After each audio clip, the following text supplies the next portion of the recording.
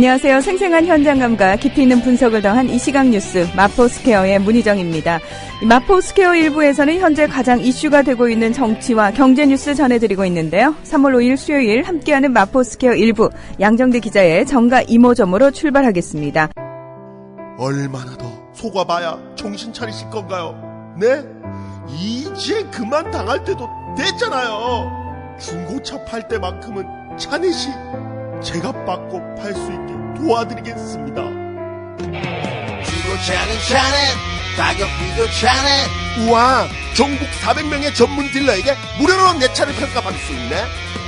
국민TV 여러분 차를 차넷에서 제대로 평가받고 보상받으세요. 내 차 팔 때 차넷, 제가 받는 차넷. 우와, 내 차 제가 받고 친구 친지 모두 함께 차넷에서 팔고 주유 쿠폰 받고. 중고차는 차넷.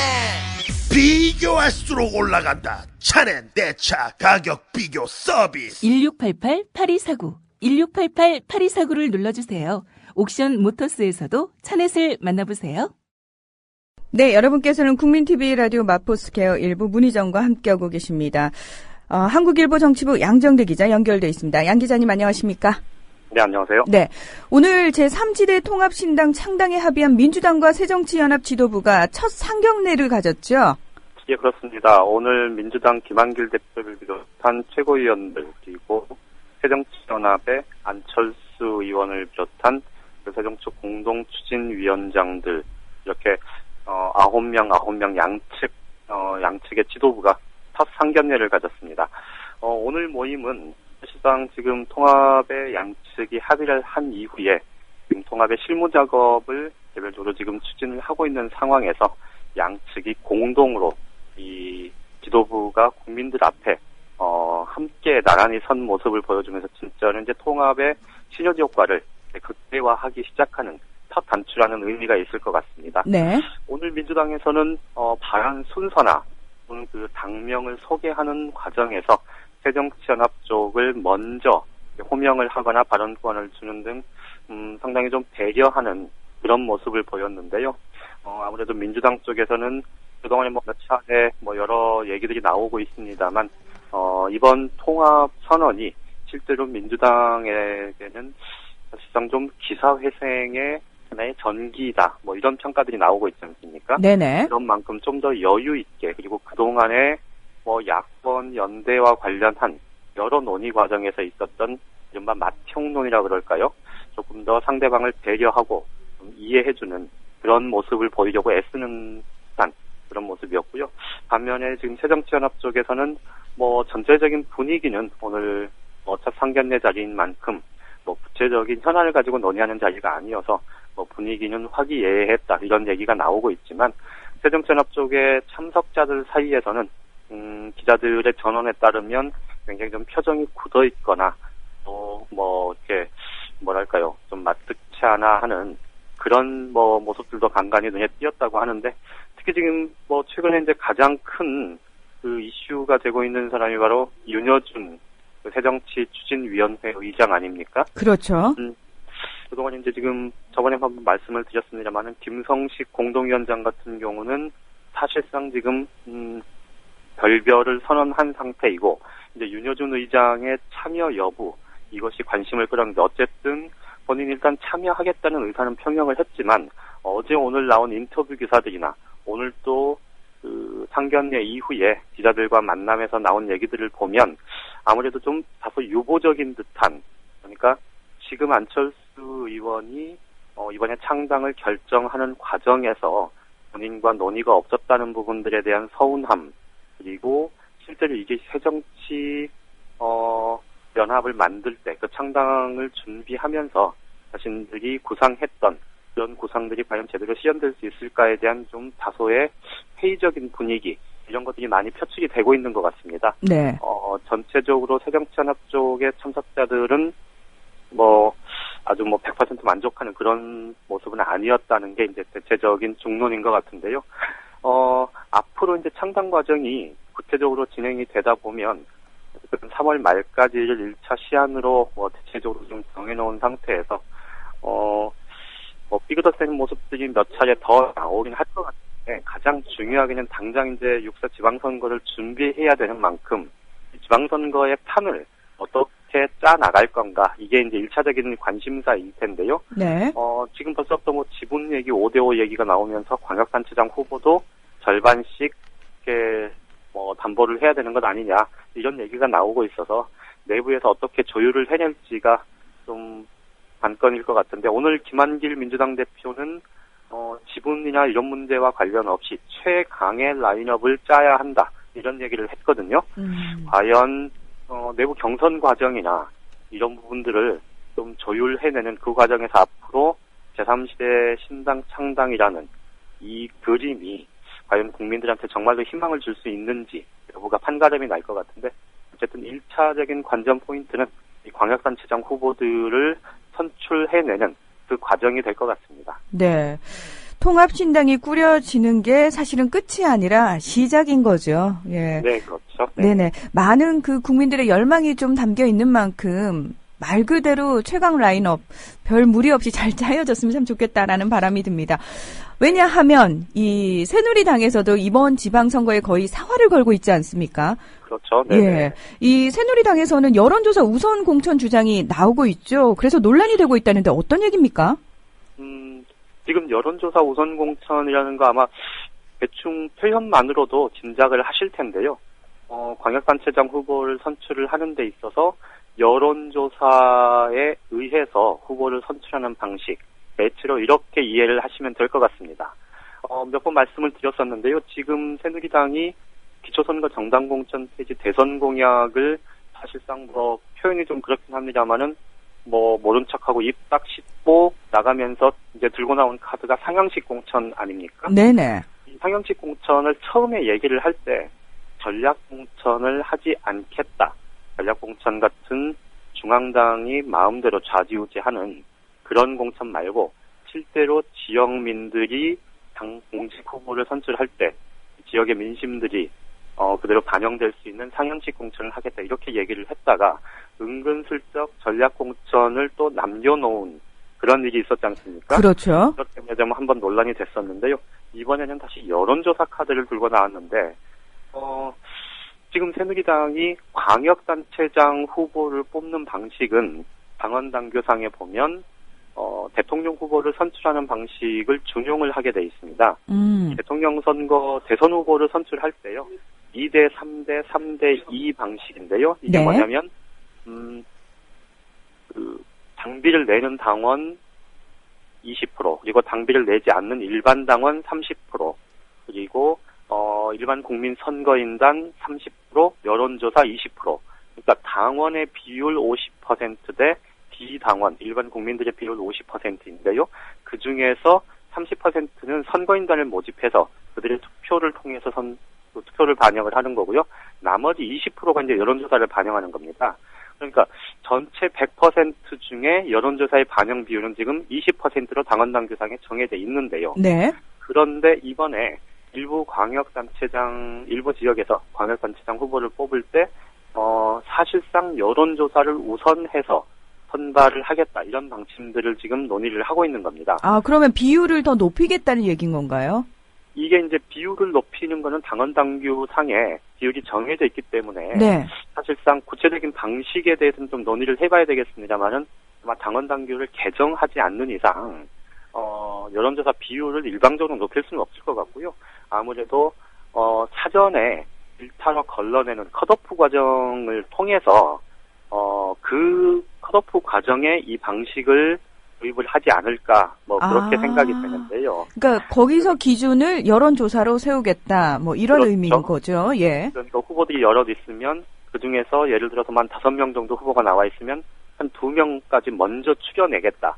이 과정을 이제 여론조사를 한다는 겁니다. 네.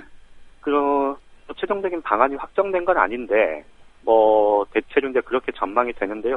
지역으로 따지면 크게 지금 제주 지역은 아마 거의 확실시 되는 것 같고요.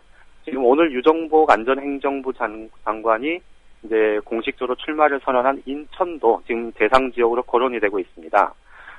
제주하고 인천이 이렇게 거론되는 가장 큰 이유는 이게 이제 중진 차출론하고 인접하게 관련이 돼 있는데요. 당에서 지금 제주 같은 경우는 원희룡 전 의원을 지금 적극적으로 출마를 요구를 하고 있는데, 원희룡 의원 같은 경우는 뭐 다들 아시겠습니다만은 뭐 제주가 낳은 3대 천재 중에 한 명이라고 그러지 않습니까? 예, 제가 제주에서 근무할 때 정말 예. 대단하더라고요. 예. 예. 그런데 이제 원희룡 의원 같은 경우는 서울 양천에서 3선 의원을 했고요. 실제 정치적인 기반은 지금 여기 서울 지역에 있기 때문에 그렇죠. 사실은 제주 출신이긴 하지만 제주에서 조직력을 통해서 선거를 하기가 쉽지는 않은 상황입니다. 특히 이제 내부 경선 같은 경우는 그게 굉장히 직접적인 이해관계가 걸려있는 문제인데, 아시다시피 우근민 현 제주지사가 얼마 전에 이제 새누리당에 입당을 하면서 새누리당의 그 제주도 당원 규모가 당비를 내지 않는 일반 당원들까지 포함해서는 5,000명이 채 안 된다고 그러는데요. 뉴스에도 나왔습니다만은 우근민 지사가 입당을 하면서 17,000명을 함께 입당을 시키지 않았습니까? 네네. 그러니까 이게 이제 결국은 지금 현재 상황에서 경선을 하면 일반 여론조사에서 원희룡 전 의원이 아무리 높게 나오더라도 이 경선의 문턱을 넘지 못할 가능성이 꽤 있는 거죠. 그 지역 민심이라는 걸 무시할 수가 없고 그 지역 내에서 인지도가 우근민 지사가 인지도뿐만 아니라 조직력에 있어서 굉장히 탄탄하거든요. 그렇죠. 그렇기 때문에 지금 원희룡 의원 전 의원 측에서도 그 당 중앙당에다가 자신의 제주 출마의 길을 열어달라는 그런 요청을 해놓은 상태고요. 당 지도부에서 그것 때문에 지금 적극적으로 검토를 하고 있는 겁니다. 인천에 출마하게 된 유정복 장관의 경우도 좀 비슷하다는 얘기가 나오고 있는데, 유 장관 같은 경우는 원래 이제 인천 출신이고요. 고등학교까지 인천에서 나왔고, 또 그 지역구인 경기 김포가 사실 인천 생활권입니다. 그래서 이제 인천시장 출마설은 예전부터 나왔었는데, 어쨌든 지금 현재 안상수 전 인천시장이 거기가 여론의 그 일반 언론들의 주목은 그렇게 많이 받고 있지 않습니다만은 인천시장을 8년이나 했었고, 또 지역 조직도 굉장히 탄탄한 편이고, 네. 그렇기 때문에 내부 경선을 하면 또 유정복 장관이 쉽게 낙승할 거를 장담하기가 어렵다, 이런 얘기들이 나오고 있거든요. 네네. 그래서 이제 인천과 제주에 그 중진을 당에서 요구한 여론조사상으로 높게 나오는 후보들을 투입을 하려다 보니 실제로 내부 경선에서 이게 이제 어긋날 수가 있고, 그것 때문에 이제 다소간에 좀 비판을 무릅쓰고 편법적으로 여론조사 우선 공천 얘기가 나오는 건데요. 아직 당에서는 어젯밤에도 밤늦게까지 논의를 했는데 결론은 나지 않았다, 이렇게 설명을 하고 있지만, 새누리당이 민감한 현안들을 두고 항상 특정한 결론이 날 것처럼 해놓고 결론을 내지 않으면서 이렇게 시간 끌다가 어물쩍 대충 넘어가는 경우들이 굉장히 많았지 않습니까? 네네. 그런 전례로 보면 거의 여론조사 공천을 통한 컷오프를 실시하는 문제, 이거는 기정사실화돼 있다, 이렇게 말씀드려도 무방할 것 같습니다. 네. 자, 오늘은 여기까지 듣겠습니다. 고맙습니다. 예, 고맙습니다. 네, 한국일보 정치부 양정대 기자와 정가 이모저모 알아봤습니다. 생활고를 비관한 모녀 셋이 방 안에 번개탄을 피워 스스로 목숨을 끊었습니다. 지난 26일 밤 9시 반쯤 서울 석촌동의 한 단독주택에서 박모 씨와 30대 두 딸이 숨져 있는 것을 집주인 임모 씨가 발견했습니다. 관세가 50만 원, 전기세, 주도세 전부 다 해서 70만 원 봉투에 넣어가지고 이렇게 착실히 사는 양반들이 어찌 돼서 이런 일을 당하느냐네요. 새 모녀는 질병 상태로 수입도 끊겼지만 국가와 자치단체로부터 어떤 사회 보장도 받지 못했습니다. 구멍난 사회 안전망의 비극이란 말이 나오고 있습니다. 사회적 파장이 커지자 만기 칠남 박근혜 대통령 한 말씀하시는데, 우리나라의 복지 여건이 아직 충분하지는 않지만 있는 복지 제도도 이렇게 국민이 몰라서 이용하지 못한다면 사실상 없는 제도나 마찬가지입니다. 그 제도에 대한 그 접근도 용이하게 해서 복지 사각지대를 줄일 수 있도록 하는 것이 중요합니다. 집권 여당 대표 황우여 새누리당 대표도 같은 인식. 결선 가정의 대화에는 적극적으로 찾아가서 복지 제도를 알려주고 필요시에는 담당 부서와 직접 연결될 수 있도록 하트라인을 설치하는 것을 비롯하여 복지 사각지대 없애는데 총력을 다해야 하겠습니다. 과연 홍보 부족이 문제였을까? 홍보됐다면 이 세모년은 행복하지는 못해도 극단적인 선택은 피할 수 있었을까? 빈곤사회연대 김윤영 사무국장의 어제 국민TV 라디오 뉴스피드 인터뷰. 예를 들어 이분들 같은 경우에는 세 분 다 근로 가능 연령층입니다. 어머니도 아직 61세이시기 때문에 65세가 넘지 않으셔서요. 예. 그럼 장애가 있으신 분도 없고 세 분 다 근로 가능 연령층이기 때문에 그 세 분에게 부과되는 추정소득만 하더라도 최소한 180만 원이 되는 거거든요. 예. 이분들에게 아무런 소득이 없는 상황이라고 할지라도 국가는 이분들이 근로능력을 가졌다라고 추정하는 것만으로도 180만 원을 매달 번다라고 생각을 하고 아무런 지원을 하지 않는다는 것이에요. 어머니가 이렇게 병이 있으시고 자녀들도 신용불량 상태에다가 또 병도 있고. 바로 이 근로능력 평가라는 걸 통해서 이 사람의 근로능력을 측정을 하는데 근로능력 평가라고 하면 실제로 이 사람이 어디에서 일을 할 수 있는지 하고 있는지 일자리가 있는지 이런 평가가 같이 반영이 되어야 하는 게 상식적이잖아요. 그렇죠. 근데 사실 지금 현재 근로능력 평가 같은 경우에는 일할 수 있어 보인다라는 평가 그 이상 이하도 아니라는 거죠. 나이만 보는 거군요, 한마디로 얘기해서. 홍보만 잘 됐으면 되는 것처럼 말씀을 하시는데 글쎄 말입니다. 예. 전혀 그렇지 않다고 생각하고요. 기초생활보장제도를 비롯해서 우리나라의 공공부조는 사람이 정말 끝까지 가난해지지 않으면 그 가족들까지 가난해지지 않으면 지원하지 않는 제도다 이렇게 볼 수 있을 것 같습니다. 그래서 부양의무자 기준 폐지라든지 최저생계비를 현실화하는 문제 그리고 기초생활보장제도를 좀 제대로 만들기 위해서 추정소득이니 이런 것 아까 어머니한테 부과됐던 없는 소득, 가짜소득들을 부과해서 복지제도 지원하지 않는 이런 것들부터 좀 폐지를 시켜나가야 합니다.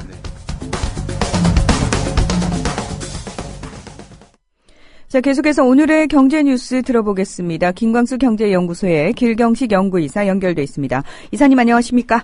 네, 안녕하세요. 네, 이 유로권 국가들의 위기가 발생한 지 꽤 오래된 것 같은데요. 지금 현재 유로권 국가들의 경제 상황, 회복이 좀 많이 됐습니까? 일단 2011년도 4분기서부터 6분기 연속 계속 마이너스 성장을 해왔었거든요. 네. 이 유로권 경제가.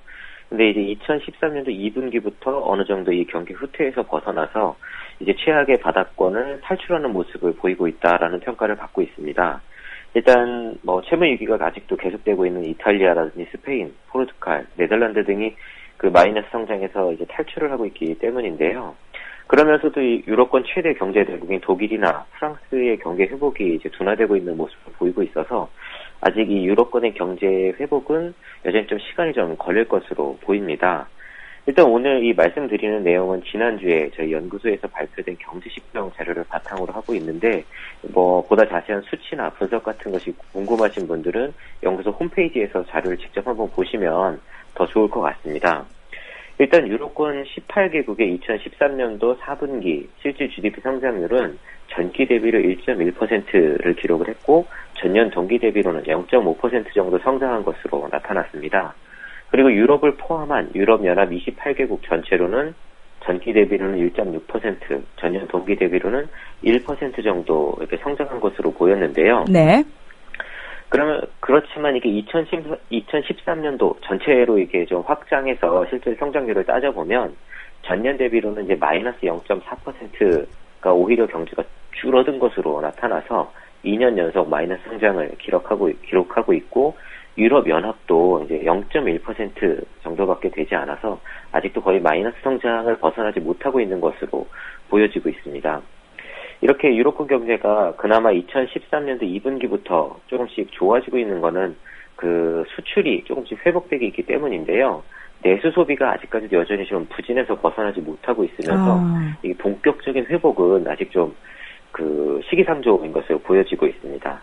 좀 국가별로 상세한 내용을 조금 말씀드리면 먼저 유로권 이제 최대 경제대국이라고 할 수 있는 독일에 대해서 먼저 좀 말씀을 드리겠습니다. 네. 독일 같은 경우에는 수출이 좀 반등을 하면서 그 4분기 경제 성장률이 전기 대비로 1.6% 정도를 기록하면서 다소 개선이 되긴 했지만 2013년도 전체로 보면 전년 대비로 0.4% 성장한 것에 그쳐서 오히려 2012년도보다도 더 낮은 성장률을 기록을 했습니다. 독일 같은 경우 그 내수가 이제 둔화되고 재고 투자가 감소를 하면서 이렇게 성장률이 좀 낮게 나타났는데, 다만 이제 수출이 좀 증가를 하면서 기업이 이제 이 수출 증가에 힘입어서 설비 투자를 조금 증가하고 또 건설 같은 것에도 투자가 조금 증가하면서 어느 정도 성장률이 나온 것으로 보여졌고요. 독일은 워낙 이 수출 위주의 경제이다 보니까 앞으로도 글로벌 경기가 어떻게 변하느냐에 따라서 이 독일 경제가 영향을 받을 것으로 보여집니다. 네. 그다음에 프랑스 같은 경우는 정부 지출, 가계 소비, 그리고 수출이 좀 증가하면서 2013년도 4분기에 전기 대비로 1.3% 성장을 했지만 2013년도 전체로 보면은 0.3% 정도 성장한 것에 그쳐서 2012년도에도 0% 성장을 했고 올해도 거의 0%, 작년에도 거의 0% 성장한 것이나 이제 다름 없는 것으로 보여지고요. 가계 소비는 서비스 지출은 감소를 했지만 자동차 이제 할인 판매 같은 것들을 많이 하다 보니까 자동차 소비가 조금 늘어났고요. 식료품 소비 지출도 조금 증가한 모습을 보였습니다. 그리고 프랑스는 특히 이제 대통령이 바뀌면서 고소득자에 대한 엄청난 증세가 한 번 있었습니다. 네. 그럼에도 불구하고 이 정부 지출이 계속 증가를 하다 보니까 프랑스의 정부 채무가 계속 늘어나고 있는데요. 2013년도 말 현재 프랑스의 정부 채무가 GDP 대비로 93%를 넘어서고 있어서 점차 이제 위험 수위에 들어서고 있는 것으로 보여집니다. 네, 그렇긴 하지만 그래도 네. 유럽권 내에서 지금 말씀하신 독일과 프랑스 경우는 그래도 비교적 좀 탄탄한 편이잖아요. 네네. 그렇다고 볼 수 있죠. 예. 워낙 이제 2008년도 글로벌 금융위기가 발생하기 전에 조금 부동산 투기라든가 이런 게 적었던 나라들이 상대적으로 좀 견고한 모습을 보이고 있는데, 프랑스나 영국 같은 경우에는 이 부동산 쪽에 아직도 좀 이렇게 문제가 안에 해결되지 않은 것들이 있어서 그런 부분들이 좀 위험성이 있다라고 좀 보여지는 부분이 있습니다. 네. 근데 저희가 기억할 때는 그리스라든지 이탈리아 이런 나라들, 스페인 이런 나라들이 더 위험한 거 아닙니까? 예. 그런 나라는 좀 워낙 상황이 안 좋은 거죠. 굉장히 안 좋죠. 예. 네. 지금 일단 이탈리아도 2008년도 글로벌 금융위기 때 이후로 이 정부 채무 문제가 거의 해소가 되지 않고 있어요. 지금도 GDP 대비로 133%의 정부 채무가 있는데, 계속 보면은 이탈리아 같은 경우에 2011년도 1분기 이후에 10분기 만에 지금 처음으로 분기 성장률이 마이너스를 처음으로 탈출을 했거든요. 그럼에도 이게 전년 동기 대비로 보면 여전히 마이너스 0.8%고 2013년도 전체로 하면 마이너스 1.9%, 오히려 경제가 쪼그라든 것으로 나타나서 2009년도서부터 5년 연속 마이너스 성장을 하고 있어요. 네네. 거기다가 실업률은 또 12.7%나 되기 때문에 내수 소비가 살아날 기미가 전혀 보이지 않고 있고, 게다가 이탈리아는 계속 이 정치적인 혼란이 계속되고 있습니다. 비리 문제라든지 이런 것들이 해결이 되지 않고 있어서 계속 정치적인 문제가 경제의 발목을 잡고 있는 형국이라고 할 수가 있습니다. 또 말씀하셨던 것처럼 스페인 같은 경우에 이제 대표적인 투기 거품 붕괴로, 부동산 투기 거품 붕괴로 인해서 금융권이 부실에 빠지면서 이제 정부 채무가 급증한 케이스인데요. 우리가 그러면 스페인 얘기를 좀 귀담아 들을 필요가 있겠네요. 왜냐하면 우리도 부동산 거품이 장난 아니지 않습니까? 예. 네. 그래서 전에 연구소에서도 한번 비교 자료를 내긴 했는데 굉장히 비슷한 모습을 보이고 있거든요. 네네. 보면은 금융위기 전에는 정부 채무가 30%대였어요. 근데 이게 금융위기 발생한 이후에는 94%로 급증을 했습니다. 왜냐하면은 은행권들이, 금융권들이 부동산 투기에 이제 빌려준 돈들을 회수를 하지 못하니까, 그럼 은행들이 다 이제 도산할 위기에 빠지다 보니까 정부에서 그 모든 빚을 다 이제 떠안게 된 거죠. 우리나라 같은 경우도 현재 금융권이 이제 부동산에 투자한 자금들을 만약에 회수하지 못할 경우에 파산 위험에 빠질 가능성이 굉장히 높고, 그럴 경우에 또 정부 채무가 급증할 위험성이 굉장히 높다라고 할 수가 있습니다. 네. 어쨌든 스페인 같은 경우도 여전히 마이너스 성장을 벗어나지 못하고 있고요. 그래도 그나마 지금이 이제 스페인 경제 같은 경우는 거의 바닥이 아니냐라는 이야기를 듣고는 있지만, 그렇다고 해도 실업률도 아직 굉장히 높고 해서 내수나 투자 위축이 계속되고 있어서 본격적인 회복에 들어서기엔 아직도 먼 것으로 좀 보여지고요. 특히 그리스는 아직 문제가 심각해서요. 계속 3차 구제금융 이야기가 나오고 있는데, 그럼에도 불구하고 이제 정부 채무 비율이 다시 계속 좀 악화가 되고 있고 실업률도 28%에 달하고 있어서, 그리스 같은 경우에는 만약에 이 3차 구제금융이 성사가 되지 못한다고 하면 실제로 이제 국가 파산 사태에 이르게 되고 유럽권에서 아무래도 이탈을 할 수밖에 없을 것으로 보여지고 있습니다. 네. 최근 들어서 독일에서 이 그리스에 대한 3차 구제 금융을 실시를 하겠다는 이야기도 뉴스에 몇 번 나오기는 했는데요. 이게 실질적으로 이루어질지 어떨지는 조금 더 지켜봐야 될 것 같고요. 그 다음에 유럽권은 아니지만 유럽연합 회원국인 영국 같은 경우에는 2013년도 4분기 실질 성장률이 이제 2.8%를 기록을 하면서 회복세를 지속을 하고 있고 2013년도 전체 실질 성장률을 따져봐도 1.9%를 기록해서 2012년도에 비해서 좀 큰 반등을 보였었어요. 지금까지 짚어주신 다른 나라들에 비해서는 그래도 양호한 편이네요. 네, 그러니까 이렇게 회복을 보이는데 이유가 있습니다. 아. 영국 같은 경우에는 다른 나라들하고 좀 다르게 정부가 주택 구입 촉진책, 그러니까 부동산 대책을 계속 써왔어요. 그러면서 이로 인해서 이제 주택 시장이 어느 정도 다시 그 회복이 되면서 건설업 생산이 증가세를 보여서 어느 정도 경제 성장률이 떠받쳐진 그 부분이 있는데. 근데 지금 이사님 영국의 정부의 주택 구입 촉진책이라고 하면요. 쉽게 말해서 지금 우리나라에서 계속 저리로 돈을 빌려줄 테니까 집 사라 하는 식으로 정책을 내고. 아, 비슷한 건가요? 네, 보조금을 대주기도 하고요. 네. 돈을 이제 더 풀어주기도 하고 그 다양한 방식으로 이 촉진책을 실시를 했고 그렇다 보니까 그에 대한 비용으로 지금 정부 채무 비율이 계속 늘어나서 현재 2013년도 9월과 현재로 GDP 대비 90%를 육박을 하고 있고 부동산 거품은 이제 다시 꺼질 위기에 놓여 있어서 지금 다시 이제 위기를 지연시킨 것 외에는 거의 큰 효과가